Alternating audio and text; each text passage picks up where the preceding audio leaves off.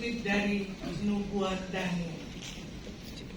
Aku Daniel melihat tahta-tahta dipasang, lalu duduklah yang lanjut usianya. Pakaiannya putih seperti salju, dan rambutnya bersih seperti bulu domba. Tahtanya dari nyala api, roda-rodanya dari api yang berkobar-kobar. Suatu sungai api timbul dan mengalir dari hadapannya. Beribu-ribu melayani dia, beratus-ratus ribu berdiri di hadapannya. Lalu duduklah majelis pengadilan dan dibukalah kitab-kitab. Aku terus melihat dalam penglihatan itu, tampak dari langit bersama awan gemawan, seorang serupa anak manusia. Ia menghadap dia yang lanjut usianya itu dan dihantar ke hadapannya.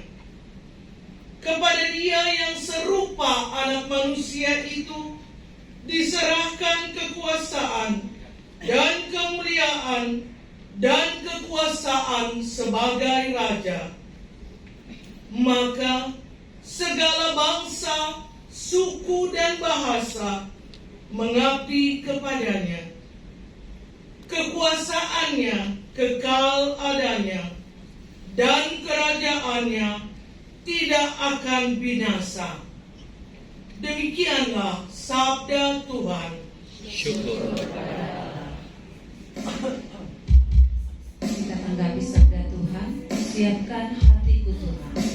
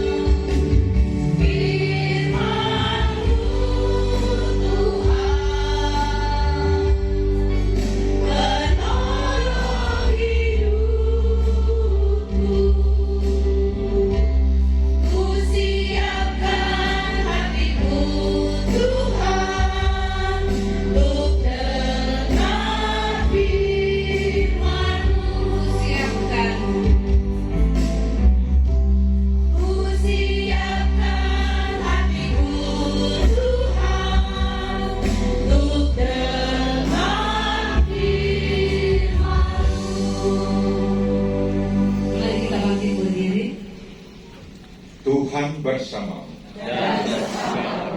Inilah Injil Yesus Kristus menurut Yohanes. Pada waktu itu, Nathanael datang kepada Yesus atas ajakan Filipus. Tatkala melihat Nathanael datang, Yesus berkata tentang dia, Lihat, inilah seorang Israel sejati, tidak ada kepalsuan di dalamnya. Kata Nathanael kepada Yesus, bagaimana engkau mengenal aku? Jawab Yesus kepadanya, sebelum Filipus memanggil engkau, aku telah melihat engkau di bawah pohon ara. Kata Nathanael kepadanya, Rabi, engkau anak Allah, engkau raja orang Israel. Yesus menjawab katanya, karena aku berkata kepadamu, aku melihat engkau di bawah pohon ara, maka engkau percaya. Hal-hal yang lebih besar daripada itu akan kau lihat. Lalu kata Yesus kepadanya, aku berkata kepadamu, sesungguhnya engkau akan melihat langit terbuka dan malaikat-malaikat Allah turun naik kepada Anak Manusia. Demikianlah sabda Tuhan. Terpujilah Yesus.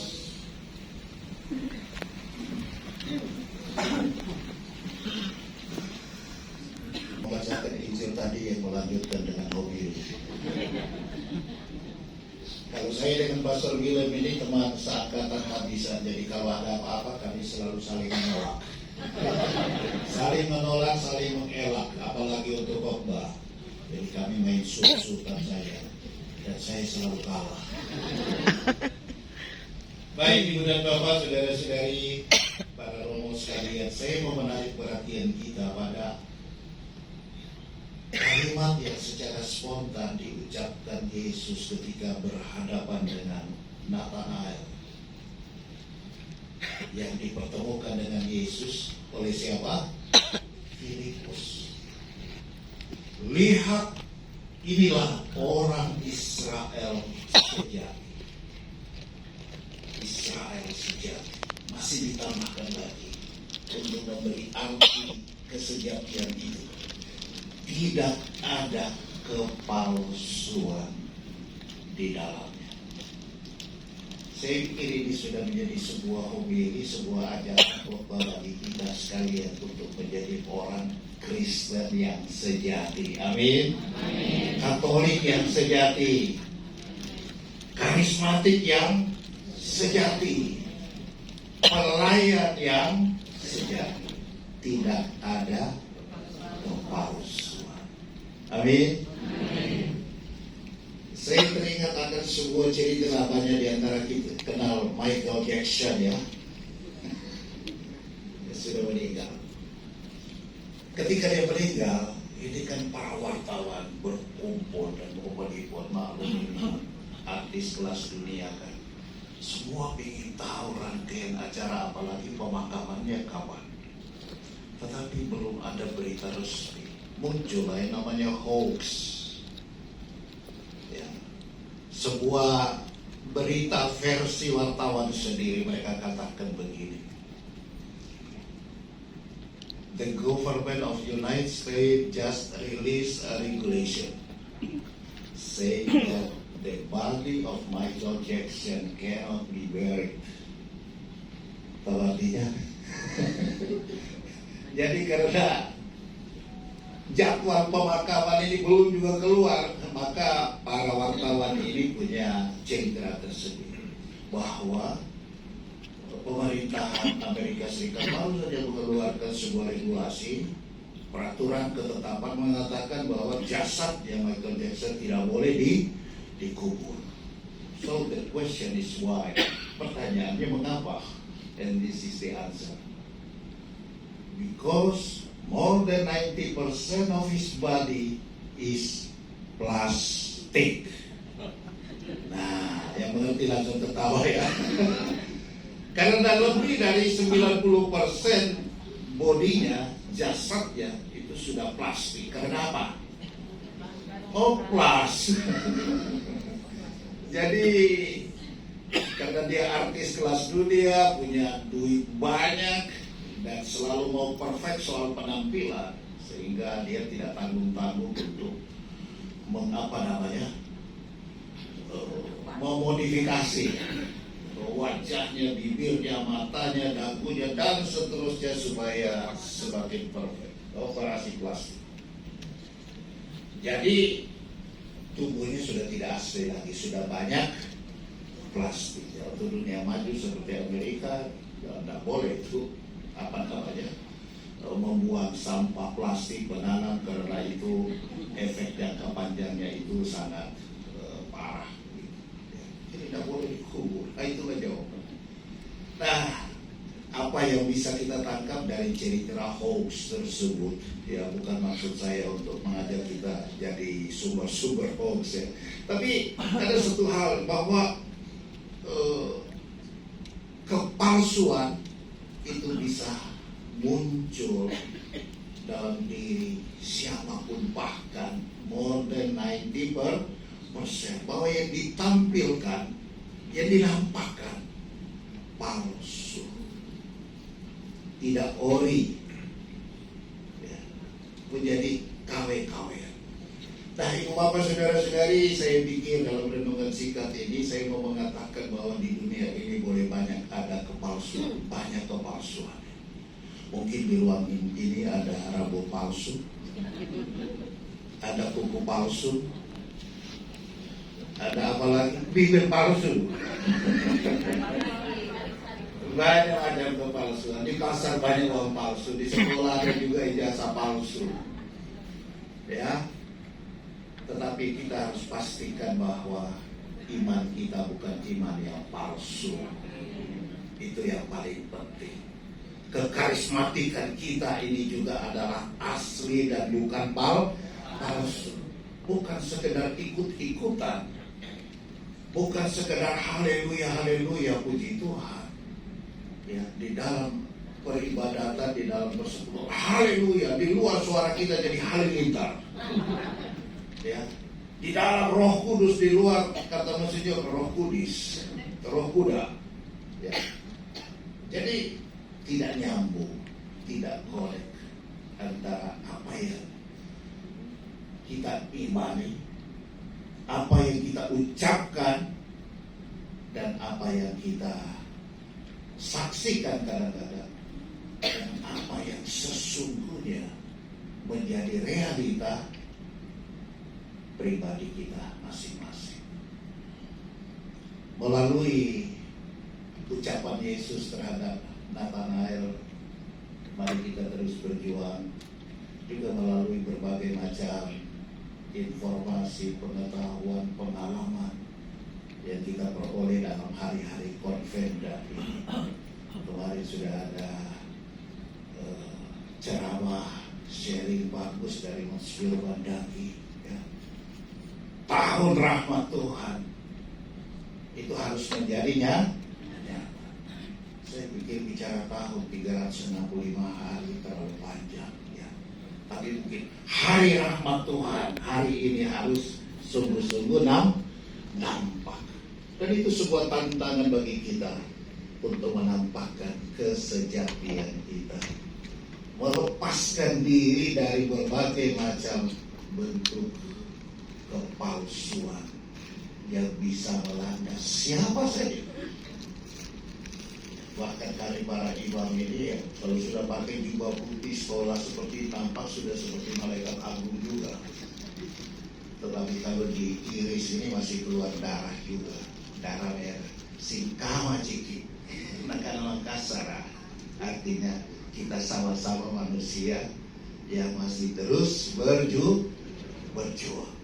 Dan mari kita juga ungkapkan salah satu bentuk perjuangan kita dengan mencontohi juga Filipus. Nathanael itu sampai ketemu dengan Yesus karena siapa? Filipus. Saya pikir inilah tugas panggilan kita, mengantar sebanyak-banyaknya sesama saudara kita, keluarga kita, teman kerja kita, tetangga kita, siapapun yang seiman dengan kita, untuk semakin hari semakin mengalami perjumpaan dengan Tuhan dan diubah oleh Tuhan. Amin. Amin. Tapi jangan jangan lupa ya, Saya ingat pepatah Latin ya, Roma Adrian, nemo dat quod non habet. Anda tidak bisa memberi apa yang Anda sendiri tidak Miliki. Maka mari kita miliki Kristus, kita mengalami Kristus secara pribadi, secara personal. Dan itulah yang jadi bekal bagi kita untuk juga memperkenalkan Kristus, membawa Kristus seperti halnya Filipus membawa Natanael bertemu dengan Yesus. Saya pikir kalau itu yang terjadi di dalam hidup kita, jangankan tahun rahmat Tuhan, itu istilah bagus yang sangat biblis, tapi kita berinjilkan saja hari-hari rahmat Tuhan itu menjadi nyata bagi pribadi kita, bagi keluarga kita, bagi komunitas kita, bagi siapapun yang mengalami kehadiran kita. Tuhan Yesus memberkati kita semua. Amin.